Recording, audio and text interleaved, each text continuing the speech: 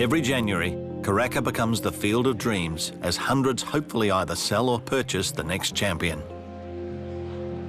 At the heart of it is Graeme Rogerson, the trainer, owner, breeder and entrepreneur the media calls the dream merchant. Rogerson embraced syndication in the 1980s as he sought to share the fun of horse ownership and racing with thousands of people.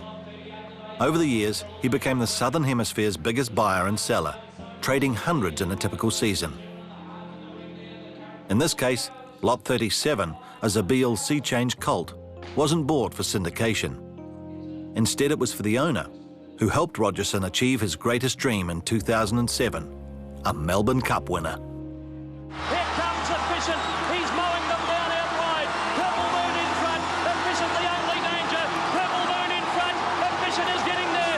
Efficient getting to Purple Moon. Efficient is going to win the cup. Half a length to Purple Moon.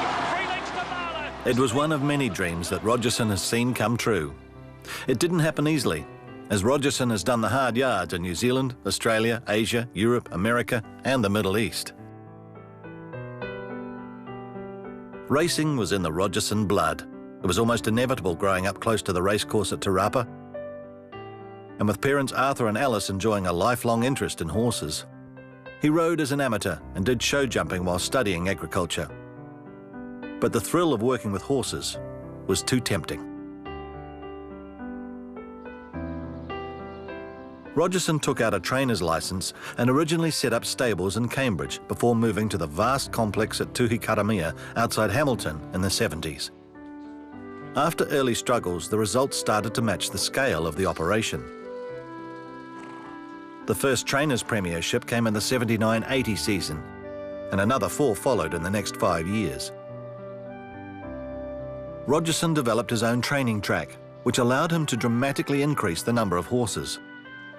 He was the first of the big New Zealand syndicators, not just selling shares in horses, but over the decades, introducing thousands to an exciting racing adventure. Containing Rogerson's ambition was going to be difficult. He was the first New Zealander to be issued a training license in Australia. It wasn't easy being a trailblazer as the locals didn't welcome him. The fierce determination that's driven him all his life responded in the only way he knew. Rogerson had 110 boxes by the end of the first year at Randwick and was the leading trainer. Rogerson was the first to train in both countries concurrently and formed several partnerships to ensure the New Zealand operation continued at peak form. The most successful was with Stephen Ortridge, which produced 430 wins over 6 years. And all the time, the premierships continued to mount into double figures. Another milestone was becoming the youngest New Zealand trainer to reach 1,000 winners. Rogerson has always been a proud ambassador for New Zealand. He attracted the attention of the sheiks in Dubai, who were increasing their interest in racing. That led to Rogerson being invited to set up the first sale of our thoroughbreds in the Emirates. Naturally, the challenge of establishing a racing operation there was too good an opportunity to ignore. Rogerson may have been a human dynamo, but even he found the constant travel between racing bases in Dubai, Australia and New Zealand too draining. He shifted focus back to Australasia, and it paid off with some of the biggest wins of his career. In 2003, he became the first New Zealand trainer to win the Golden Slipper. Inside, it's Polar Success hitting the front in the slipper. They won't get Polar Success, and Polar Success beat How Funny. That whetted the appetite for bigger races, the Cox Plate and the Melbourne Cup. Rogerson knew he had the horse for Moonee Valley the following year. He set Melbourne alight by predicting Savabeel would take home the Cox Plate.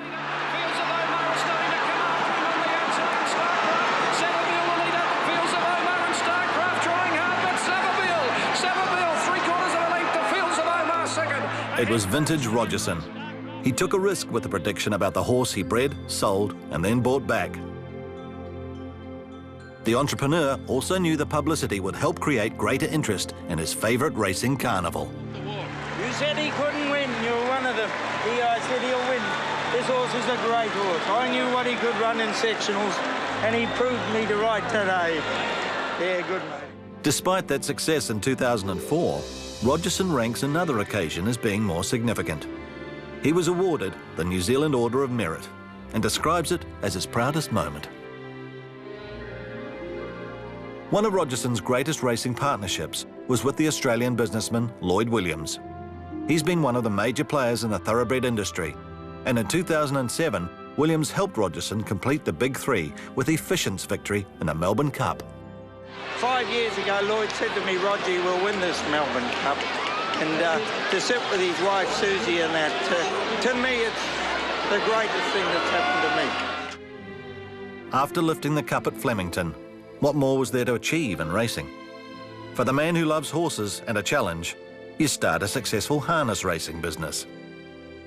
Rogerson always had an interest in pacers and trotters, so turning his hand to training them was just a natural outlet for his passion for horses.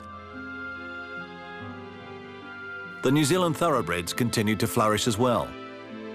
Katie Lee's double in the 1,000 and 2,000 guineas at Riccarton in 2008 was the source of enormous pride for Rogerson. It's been a wonderful career, and the records continue to mount at the time of Rogerson's induction into the New Zealand Racing Hall of Fame. He's achieved 12 premierships, raced successfully all around the world, and met the Queen in the Royal Box at Ascot. The Group 1 winners still pour out of the Rogerson stables and are likely to do so for many years. Rogerson has always treasured his family and knows he's been blessed by having a great team around him over the years. Wife Debbie also becoming a training partner. The scale of the Rogerson operations couldn't survive without that support. But Rogerson is the inspiration and the driving force, the man who has spent his life making racing dreams come true.